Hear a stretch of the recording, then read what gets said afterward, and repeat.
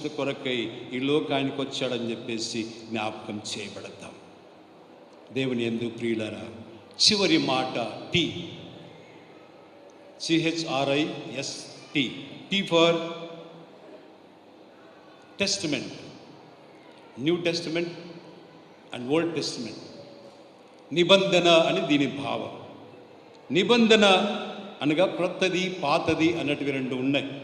అయితే ప్రవచనాలను బట్టి ఇర్మియా గ్రంథకర్త ఏమంటాడంటే 31 వచనంలో, ఆ దినములలో క్రొత్త నిబంధన పాతది ఉండినది కదా, అది సరిపోదా అన్నాడు.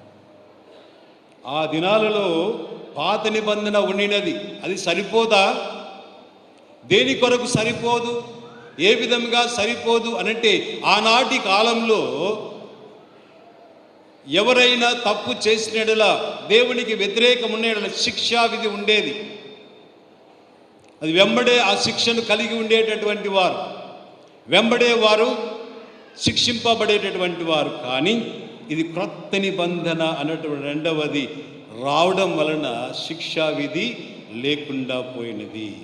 అందుకే హైందవ ధర్మశాస్త్రం ఏం చెప్తుందంటే, దుష్ట శిక్షణ శిష్ట రక్షణ అంటే. కానీ ఈ నూతన నిబంధన అనగా క్రీస్తు ప్రభుల వారు చెప్పినటువంటి నిబంధన ఏమిటనగా, అది శిక్షా విధి లేదు కనుక ఇక్కడ దుష్ట శిక్షణ అనేది లేకుండా దుష్ట రక్షణ శిష్ట సంరక్షణ ప్రారంభించబడ్డది. యేసుక్రీస్తు ప్రభుల వారి లోకంలోకి వచ్చిన ద్వారా ఏ శిక్షా విధి లేదు. ఎవరైతే క్రీస్తు ప్రభుల వారిని అంగీకరించి ఆయనను వెంబడిస్తారో వారందరికీ కూడా దేవుడిచ్చినటువంటి ఆ యొక్క సమాధానము, సంతోషము, క్షమాపణ, రక్షణ, ఆనందం అంతా కూడా సమకూర్చబడుతుంది. శిక్ష అన్నటువంటిది లేదు అని చెప్పేసి దేవుని మాటగా గుర్తు చేయబడుతూ ఉన్నాం. దేవుని యందు ప్రియులారా, ఇంకొక మాట ఏమంటాడని హెబ్రీయులకు రాసిన పత్రికలో 8వ అధ్యాయం 12వ వచనంలో, వారి పాపములు ఇక ఎన్నటికిని జ్ఞాపకము చేసుకొనబడవు అంటాడు. ఎప్పుడు?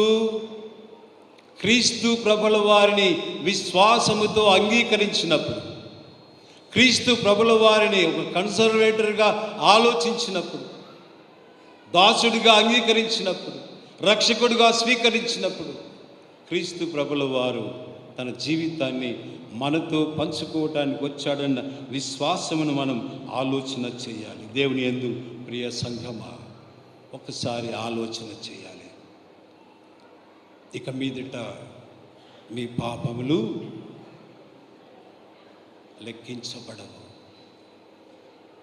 It's a great promise from the Lord. ఇట్స్ a lucky chance. Really, it's a Christmas. Don't miss it. ఈ క్రిస్మస్ దినములో ఎవరమైతే దేవునికి వ్యతిరేకంగా జీవిస్తున్నామో, ఎవరైతే క్రీస్తుని వ్యతిరేకిస్తూ ఉన్నారో, ఎవరైతే తన పాపము ఒక ఊబిలో పడి ఉన్నారో, పాపపు జీవితం చేత కొట్టుమిట్టాడుచున్నారో, ఎవరైతే దేవునికి దూరంగా ఉన్నారో, దగ్గర కావటానికి దేవుని దగ్గర క్షమాపణ అడిగిన వారికి ఆయన క్షమాపణ చెప్తాడు, ఇలా ఇస్తాడని చెప్పి, ఇది మీ పాపం ఇక మీదట లెక్కింపబడవు. ఎవరైనా నా పాపంలో ఒప్పుకొనిచున్నాను ప్రభువా, ఇదిగో ఈ క్రిస్మస్ సమయంలో, ఈ సమయం ఆనందకరమైన సమయంలో రక్షణకర్తవుగా, సంరక్షకుడుగా, రక్షకుడుగా ఈ లోకానికి వచ్చినటువంటి మిమ్మల్ని నేను ఆశ్రయిస్తున్నాను, మీ దగ్గరకు వస్తున్నాను, నా పాపములు క్షమించయ్యా, నా పాపములను మన్నించమయ్యా అని ఎవరైతే అడుగుతారో, this is time for forgiveness. Is always, ఆయన చేతులు చాపి, ప్రయాసపడి భారం మోసుకుని సమస్త జనులారా నా యొద్దకు రండి, నేను మీకు విశ్రాంతి కలుగజేయుదును. ఎల్లప్పుడూ ఆయన చేతులు చాచున్నాడు. ఆయన మన తలుపు తట్టుచు ఉన్నాడు, హృదయం అనేది తలుపు తట్టుచున్నాడు. ఒక్కసారి ఆలోచన చేద్దాం, మన హృదయాన్ని తెలుసుకుందాం, లోనికి ఆహ్వానిస్తాం. ఎంతకాలం, ఎన్ని సంవత్సరాలు, ఎన్ని క్రిస్మస్లు ఈ విధంగా జరిగిపోవాలి ఆలోచించండి. ఎంతసేపు నిలువబెట్టి ఏడ్పింతురతని. ఇలా హృదయాన్ని తెరుస్తాం, క్రీస్తును ఆహ్వానిద్దాం, ఆయన రక్షణను అనుభవిద్దాం. దేవుడు మనలందరినీ దీవించును గాక. ఆమేన్.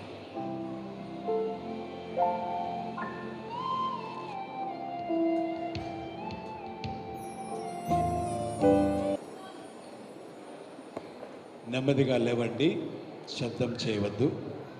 పరలోక భూలోకమును దృశ్య అదృశ్యములన్నిటికీ సృష్టికర్త సర్వశక్తి గల తండ్రి అయిన దేవుడే నమ్ముచున్నాను. అద్వితీయ కుమారుడు ఒక్కడే ప్రభువైన యేసుక్రీస్తు నమ్ముచున్నాను. ఆయన అన్ని లోకముల కన్నా ముందు తన నిర్మించిన వాడు, దేవుని నుండి దేవుడు, వెలుగు నుండి వెలుగును, నిజమైన దేవుడు నిజమైన దేవుడు, సృజింపబడుక జన్మించిన వాడు, తండ్రితో ఏకత్వంగా ఉన్నాడు.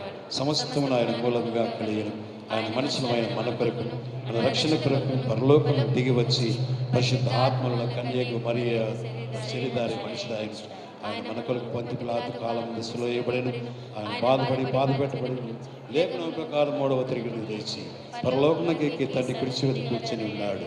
ఆయన సజీవులకు నమ్ముతూ తీర్పు తీర్చిన మహిమతో తిరిగి వచ్చి ఆయన రాజ్యములకు అంతం లేదు. పరిశుద్ధ ఆత్మ నమ్ముచున్నాడు. ఆయన ప్రభువును జీవించేవాడు, తండ్రి నుండి కుమారుని బయలుదేరేవాడు, తండ్రితో కూడా ఆనందముడు మహిమ పొందువాడు, ప్రవక్తల ద్వారా పలికిన వాడు అయి ఉన్నాడు. మరియు సార్వత్రికమును అపోస్తలుడు ఒకటే పరిశుద్ధ సంఘం నమ్ముచున్నాను. పాప విమోచన కూడా ఒకటే బాప్తిస్మం ఒప్పుకుంటున్నాను. మృతుల పునరుద్ధానం కొరకు రాబో యుగం యొక్క జీవం కొరకు ఎదురుచూస్తున్నాను. ఆమేన్. దయచేసి కూర్చోనండి. సంఘ ప్రకటనలు చేయబడను.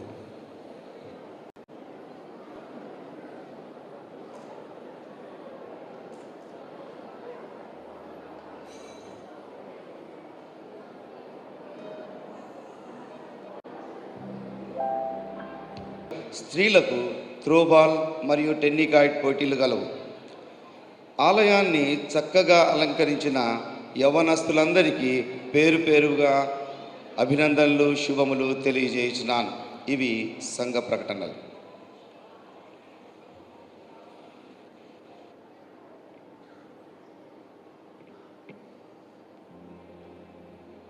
అందరము కలిసి కీర్తనల పుస్తకంలోని